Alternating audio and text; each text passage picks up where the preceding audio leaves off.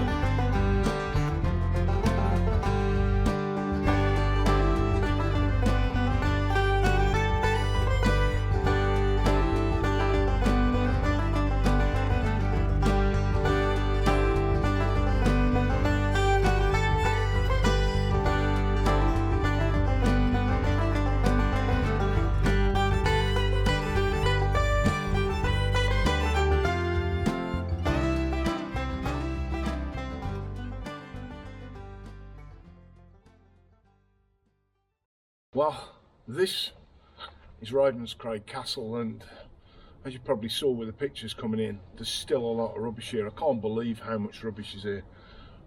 So it looks like it hasn't changed that much. Even inside the castle, down in the dungeon bits and the main building, there's cans, broken bottles and rubbish, bloody disposable barbecues everywhere. So I'm not sure how I'm going to go about doing one here. I may have to come here and do a clean up before I can feel right about camping here, but for now I'm going to have a brew. And instead of bringing a cooker with me, I brought my trusty flask. Now I don't know if you can see that this is a 10-year-old plus flask, and I've tried loads of different flasks. I've tried the Stanley ones and lots of stainless steel flasks, and they never keep stuff warm. But these genuine thermos, I can't think what the name of the style is, I'll put it there. They are fantastic, and as you can see, this one is well beat up, but I've got 3 or 4 of these, 3 like this, and I've also got a food one, which is a little dumpy one. But I'm going to get a brew, and I'm just going to sit here and take in the atmosphere for a bit, and then I'm going to yomp back home. But first things first, let's get a brew. Take my gloves off.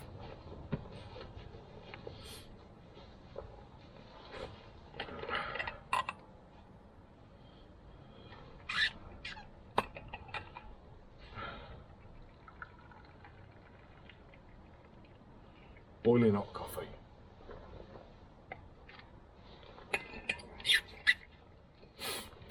I've got myself a brew. I've brought my seat with me, so I've got somewhere to sit. And you know, this is a fabulous place. It's a 15th century L-shaped tower house, and it originally belonged to the Chenes. The mound on the hill that we saw coming in, that was the Chenes' first castle. And when they decided to give up on that one, they built this one here. And over time it passed from the Chenes to the Keiths, and it belonged to the Keiths. Now, a lot of the ornamental stonework has been robbed out, but there's still a few kind of eye slots and that on the windows, and there's still a bit of it left. But it's a pretty cool place. It had a moat round it.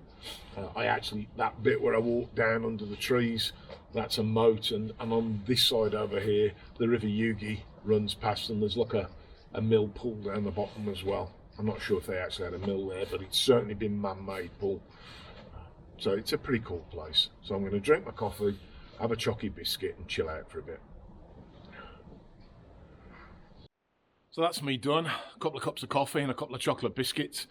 I'm all packed up. I think I'm going to head off home now. The walk-in, I think, was a bit sketchy walking on the main road, and I think if I do come here, I'm either going to get dropped off a bit closer, or I'll walk in via the old railway line and come in through Invereugi. I think that will give me less walking on main roads. But nevertheless, yeah, walking on the road, not the best ways to get here. But at any road, I hope you enjoyed this little look round. This is what I do for many of my camps before I commit to turning up camping. I do a recce trip to see, you know, the state, if it's been abused by other people, if it's very busy with dog walkers and all those sort of things, and if there's any kind of access issues with the place. And, well, this one, I'm pretty unhappy about the rubbish still. It's obviously still being used by idiots. There's a load of broken glass, there's rubbish everywhere, and the snow is covering probably a lot more. I would have thought that if the snow isn't here, there'd probably be dead tents like there used to be over there. So I'm going to have a long, hard think about whether I'm going to add to the issues and camping here. But for now, I'm going to get off. So I hope you enjoyed it, and I'll see you in the next video.